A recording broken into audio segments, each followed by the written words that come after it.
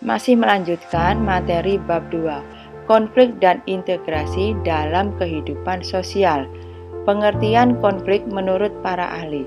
Menurut Robert M.Z. Lawang, konflik adalah perjuangan untuk memperoleh hal-hal yang langka dengan tujuan tidak hanya memperoleh keuntungan, tetapi juga untuk menundukkan persaingannya. Menurut Kartono, konflik merupakan proses sosial yang bersifat antagonistik dan terkadang tidak bisa diserasikan karena dua belah pihak yang berkonflik memiliki tujuan, sikap, dan struktur nilai yang berbeda. Faktor-faktor penyebab konflik sosial. 1. Perbedaan individu. 2. Perbedaan latar belakang kebudayaan. 3. Perbedaan kepentingan. 4. Perubahan-perubahan nilai yang cepat. Akibat-akibat konflik. 1. Meningkatnya solidaritas sesama anggota kelompok. 2. Retaknya hubungan antar individu atau kelompok. 3. Terjadinya perubahan kepribadian para individu. 4. Rusaknya harta benda dan bahkan hilangnya nyawa manusia. 5. Terjadinya akomodasi, dominasi, bahkan penaklukan. Cara menangani konflik. 1. Menghindar. 2. Memaksakan kehendak. 3. Menyesuaikan kepada keinginan orang lain. 4. Tawar-menawar. 5. Kolaborasi. Integrasi sosial. Integrasi sosial adalah proses penyesuaian unsur-unsur yang berbeda dalam masyarakat sehingga menjadi satu kesatuan.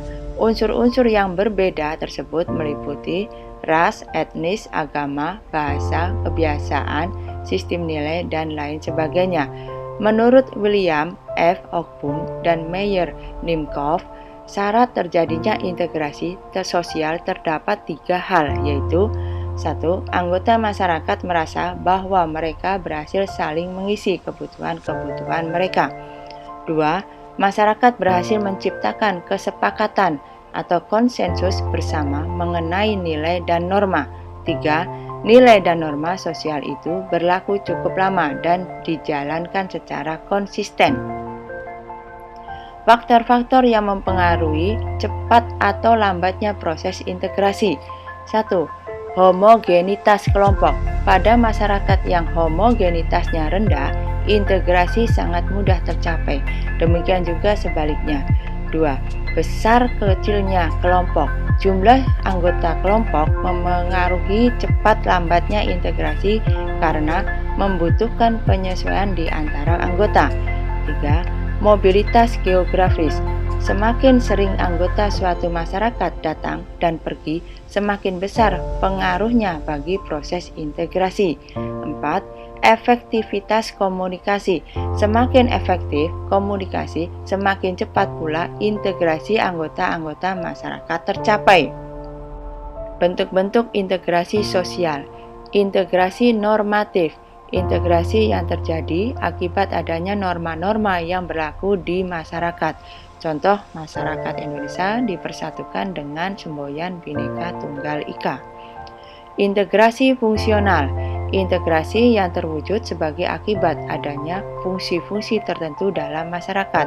Sebagai contoh, Indonesia yang terdiri dari berbagai suku mengintegrasikan dirinya dengan melihat fungsi masing-masing.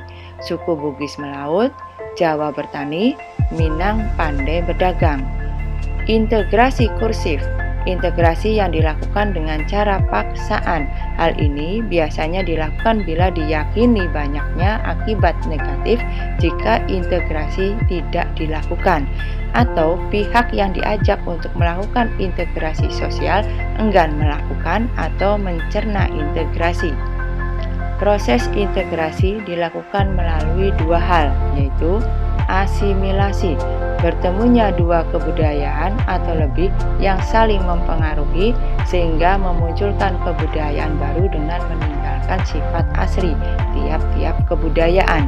Akulturasi, proses sosial yang terjadi bila kelompok sosial dengan kebudayaan tertentu dihadapkan pada kebudayaan asing atau baru, sehingga kebudayaan asing diserap atau diterima dan diolah dalam kebudayaan sendiri tanpa meninggalkan sifat asli kebudayaan penerima.